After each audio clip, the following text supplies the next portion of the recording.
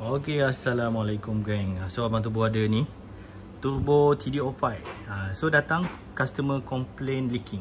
Dan kita tengok tak payah buka, kita dah nampak dah leaking sini. Nampak ni leaking. Okey. So kita akan servis lah. Okey, sebelum abang Turbo nak servis, kita kena ketahui dulu punca kenapa dia boleh leaking. Okey. So bila abang Turbo tengok ni, cara pemasangan dia tak betul. Okey. Cara pemasangan kenapa tak betul? Okey. Yang ini pipe return dia.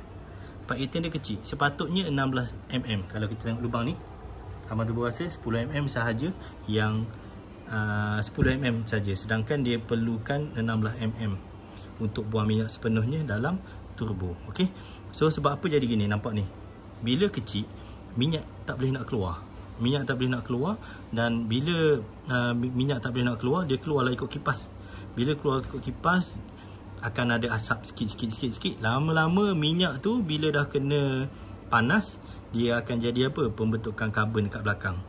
Bila pembentukan karbon tu akan melekat dekat piston ring. Lepas tu piston ring tu akan kecil. Bila dia dah tak boleh nak kembang lagi, menyebabkan dia keluar terus minyak, dan sini pun akan jadi masalah. Nampak? Bila dah jadi macam ni, kita kena servis yang pertama, dan yang kedua owner kena tukar ni.